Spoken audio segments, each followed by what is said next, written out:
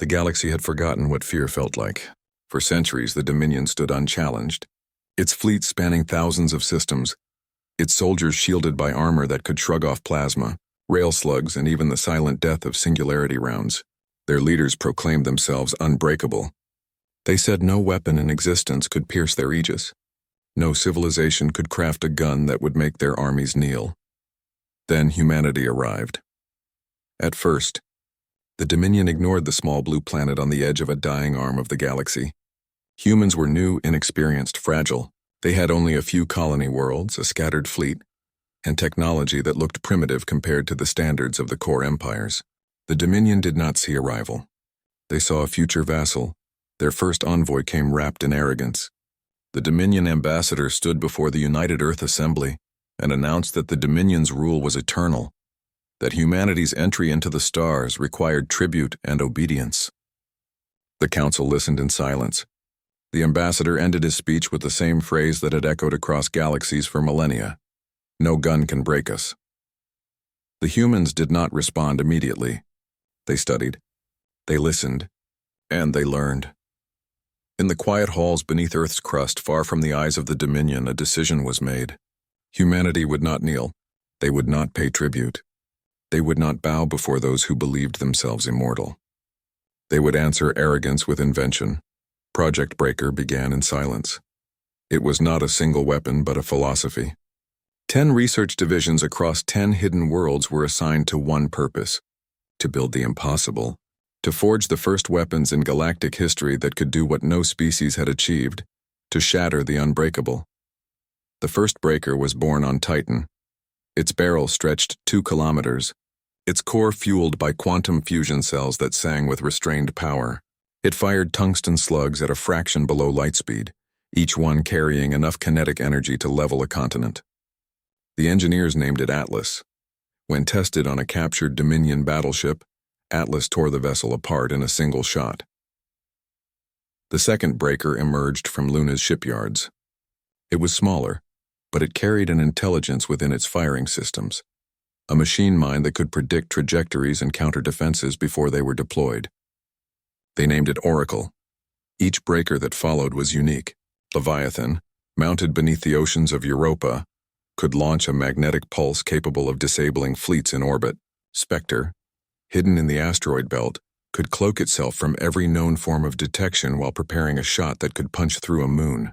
Helios, orbiting Mercury, drew power directly from the sun's corona, turning solar fury into weaponized brilliance. The remaining 5 were kept secret, known only to the Assembly's High Council and the engineers who risked their lives to build them. Each breaker was designed for one purpose: to prove the Dominion wrong. When the Dominion fleet arrived in Sol, they came with pride. 500 capital ships, 30 planetary siege carriers, and a swarm of smaller vessels formed a wall of arrogance across the void. Their commander broadcast one message across every human channel: surrender and be spared. Resist and be erased. No gun can break us. The message echoed for 1 minute before silence fell. Humanity did not answer with words. Atlas spoke first. From Titan's shadow, a single tungsten rod streaked through the darkness, invisible until it struck the Dominion flagship. The impact released energy greater than 1,000 nuclear suns. The flagship disintegrated, its remains scattered across the rings of Saturn like shards of disbelief. The Dominion fleet wavered, but pride held them firm. They charged forward, weapons glowing, intent on vengeance. Then Oracle awoke. Invisible in the void, the AI-guided cannon fired sequences that bent through space itself. Each shot curved around gravity wells, skipping past shields and armor to find reactors and command bridges. Ships died without knowing what hit them. The Dominion fleet fractured. Communications jammed, coordination faltered. Then Leviathan rose.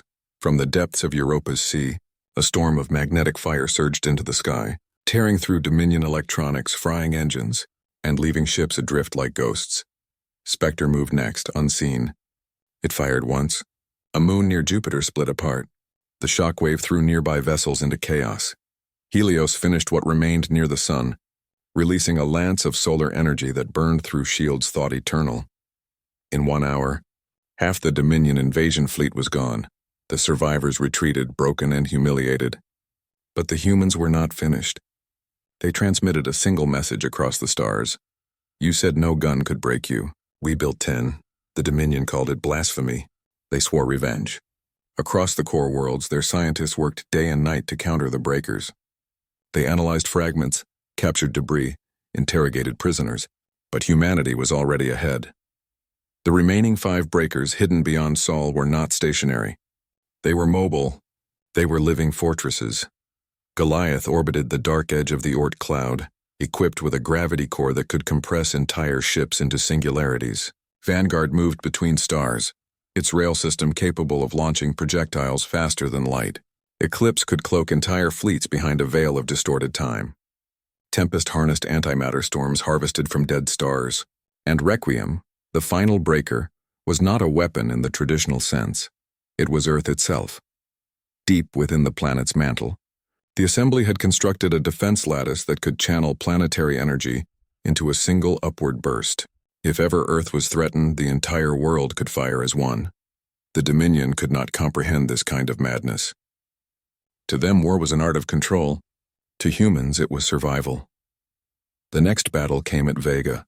The Dominion, enraged by their losses, sent an armada larger than any before. They brought siege moons, dreadnoughts, and planet crackers. They expected defiance. They did not expect annihilation. Vanguard struck first. Its shot crossed light years in seconds, turning the Dominion Command World's defense array into molten glass. Tempest followed, unleashing a storm of antimatter that erased 3 fleets before they fired a single shot. Eclipse concealed human fleets as they maneuvered through the wreckage, unseen and unscathed. Goliath tore through the center of the enemy formation, collapsing gravity wells into hungry singularities. By the time the Dominion understood what was happening, it was already over. When the transmission came through, the Dominion High Council gathered in silence. On their screens, a single human figure appeared, a general standing in front of the Earth Assembly's emblem. His voice was calm. You said no gun can break you. Humanity built 10 that could. The age of your Dominion ends today. No threats, no demands, just fact. The High Council tried to reply, but the message had already ended. In the weeks that followed, the galaxy watched as Dominion worlds surrendered one after another. Not because of fear alone, but because the humans did not conquer. They liberated. They dismantled the Dominion's chains and walked away. When asked why, the Assembly's answer was simple. We did not build the breakers to rule. We built them to be free. The legend spread. Across every world that had once bowed to the Dominion, the phrase became a warning and a promise. No gun can break us was no longer a boast. It was a memory of arrogance shattered by human will. Centuries later, long after the Dominion had faded into history, the breakers remained silent. Atlas stood frozen on Titan, its barrel rusted but revered. Oracle's AI slept beneath lunar dust, dreaming of stars. Leviathan's pulse generator still hummed under Europa's ice, watched by generations who treated it as sacred. And deep beneath Earth's mantle, Requiem still waited. Scholars debated whether the humans of that era had gone too far. Some said the breakers were abominations. Others said they were the purest expression of human defiance. But all agreed on one truth. When the galaxy told humanity what it could not do, humanity's answer was to make the impossible real. Millennia passed. New civilizations rose. New empires claimed to rule the stars. And once again, voices of arrogance began to echo across the void. One empire, newly powerful and blinded by its victories, sent an envoy to Earth. The envoy landed on the ruins of an old assembly city and declared that the new Dominion would rise again. He laughed as he spoke the old words. No gun can break us. The human envoy, quiet and aged, led him beneath the city. They descended into the ancient tunnels where the air smelled of dust and iron. At the end of the path stood a massive sealed door. The old man placed his hand on the panel. The metal shifted, revealing a vast chamber where dormant machines slept. One by one, lights flickered to life across the darkness. The air trembled with the hum of ancient power. The envoy stepped forward, his voice calm but cold. You are not the first to say that.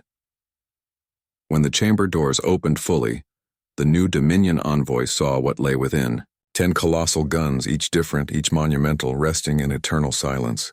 Their barrels pointed upward toward the stars as if waiting for the call to rise again.